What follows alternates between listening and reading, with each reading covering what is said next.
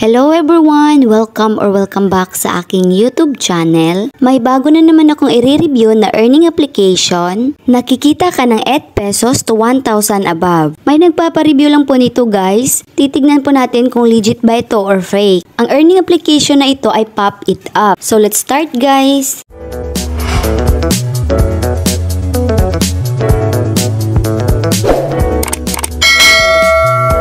So ito po yung Pop It Up guys. Nag-update na po ata ito ngayon. Mag-i-explain po muna ako ng konti dito. Itong nasa baba sa left side.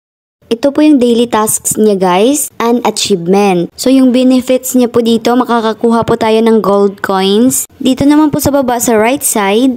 Ito po yung diamonds niya, dito ka po bibili. At ito naman yung props niya, magagamit niyo po ito sa paglalaro. So ngayon po, maglalaro na tayo. I-tap lang po itong tap to play. I-tap ko lang itong 1 kasi level 1 pa po ako.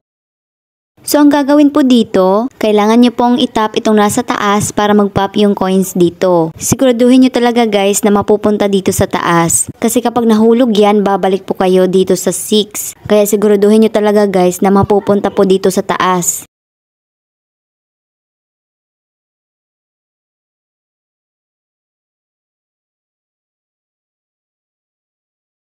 Ganun lang po siya kadali laruin guys. So ngayon guys, magka-cash out na sana ako. Hinanap ko po yung payment method, kaso wala po dito. Yung payment method po talaga nito guys, GCash. Tapos nakalagay po siya dito sa gilid. Kaso ngayon wala na po. Payable po talaga yung apps na to guys. Kaso ngayon siguro nag-update, hindi na po siya payable. Hindi ko po alam guys kung sa akin lang ba to or pati din sa inyo. So ang masasabi ko po sa review ito, para po sa akin, para lang po sa akin ito guys ha. Hindi na po siya nagpipay. Noon po, legit na legit po ito. Hindi na rin po ito available ngayon sa Play Store. So kung kayo po ay nakapag-install sa apps na to, tapos makikita nyo po na wala na pong payment method, mag-stop na po kayo sa paglalaro nito. Kasi nasasayang lang yung oras nyo. Para lang po ito sa akin guys ha. At kung sino yung gustong mag-verify sa kanilang GCash account, ilalagay ko po yung link ng tutorial video sa description box sa baba or sa comment section. Yun lang po guys. Sana nakatulong po ako sa inyo. Thank you for watching. God bless you all.